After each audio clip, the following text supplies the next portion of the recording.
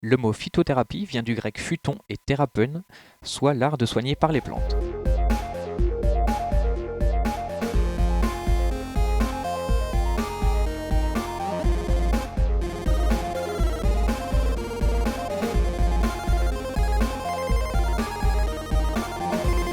Selon la définition de la pharmacopée européenne, une plante médicinale est une plante dont au moins une partie possède des propriétés médicamenteuses, que l'on appelle alors drogue végétale. Depuis toujours, l'homme cherche sa nourriture et à se soigner grâce aux plantes. L'écrit le plus connu dans l'histoire de la médecine par les plantes est la matière médicale, rédigée par Dioscoride, le même écrit qui énonce les premiers principes de l'aromathérapie.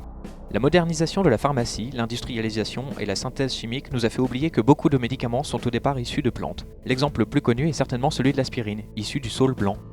La phytothérapie a beaucoup de succès car elle a le statut de médecine douce, naturelle. Elle peut remplacer des traitements médicamenteux parfois lourds avec des effets indésirables. Cependant, il ne faut pas oublier que les plantes ne sont pas anodines et sans danger.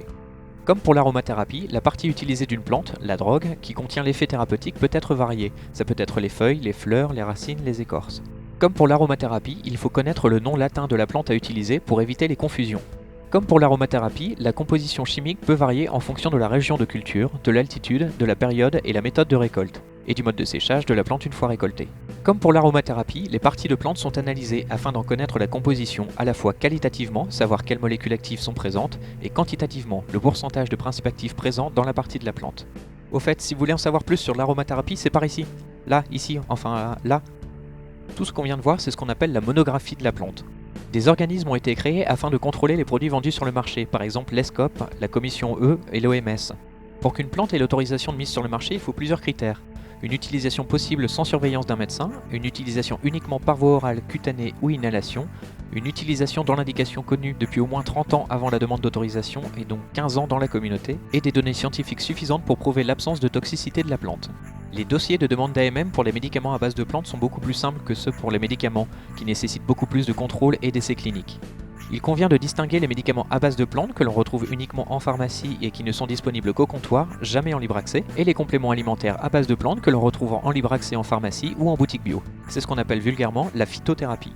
Pour les compléments alimentaires, la réglementation est moins stricte. C'est aux pharmaciens d'être vigilants et de choisir les laboratoires avec lesquels ils souhaitent travailler. En fait, c'est l'industriel, le fabricant, qui réalise ses études sur la concentration, la stabilité des composants. Je vous encourage à bien choisir vos produits. La réglementation étant encore large, on retrouve beaucoup de produits vendus sur internet ou par correspondance qui n'offrent aucune garantie sur la composition et la qualité des produits utilisés. C'est typiquement les produits vendus dans les magazines pour personnes âgées avec une super plante super inconnue jusqu'alors et au top pour maigrir. Non mais jamais la photo d'un pseudo-médecin avec une blouse blanche et un regard vicieux n'a prouvé l'efficacité du produit. La réglementation sur l'étiquetage des produits de phytothérapie impose d'indiquer le nom des substances, la dose journalière recommandée et un avertissement pour ne pas les dépasser, une indication pour suivre un régime alimentaire équilibré et un avertissement pour conserver les produits hors de portée des enfants. Par définition, un complément alimentaire ne peut revendiquer d'effets thérapeutiques. C'est pourquoi on ne verra pas l'indication anti-inflammatoire par exemple. Il existe une liste d'allégations de santé autorisées sur le site de la Commission européenne. Les produits de phytothérapie se vendent sous différentes formes, gélules, tisanes, extraits. Ces différentes formes présentent des avantages et des inconvénients. Les gélules sont des formes pratiques d'utilisation, mais la biodisponibilité des principes actifs est faible, ce qui nécessite de multiplier les prises. Petite parenthèse sur les gélules, elles peuvent être d'origine végétale, bovine ou marine. La gélule végétale est issue de cellulose de pin transformée par réaction chimique. Son nom scientifique, c'est l'hydroxypropylméthylcellulose. C'est la première fois que j'arrive à le dire sans me gourer. Ou encore E464. La gélule d'origine bovine est faite à partir de pieds de veau, par exemple. La gélule d'origine marine est fabriquée à partir de peau de poisson. Elle permet de valoriser toutes les parties des animaux et réduit les déchets. Seule la gélule d'origine marine est certifiable bio. Les tisanes permettent de varier les compositions en associant différentes plantes et d'affiner le dosage selon les besoins du patient. Cependant, la conservation est très mauvaise. Chaque tisane doit être préparée juste avant la consommation. D'autre part, l'eau n'est pas un bon solvant pour certains principes actifs. On passe donc à côté d'une partie des propriétés de la plante. Les extraits permettent d'obtenir tous les principes actifs des plantes en utilisant un mélange d'eau et d'alcool comme solvant. Mais la présence d'alcool peut limiter leur utilisation, notamment chez l'enfant. Grâce aux analyses chimiques modernes, il est possible de connaître la molécule active pour une indication à extraire d'une plante. Si on souhaite uniquement utiliser les propriétés de cette molécule dans un médicament, on fait une extraction du principe actif. Cependant, il apparaît de plus en plus évident que l'efficacité de l'activité d'une plante est donnée par la totalité de la partie de la plante, le totum, grâce à toutes les autres molécules présentes en plus de la molécule principale qui viennent en support par un mécanisme de synergie.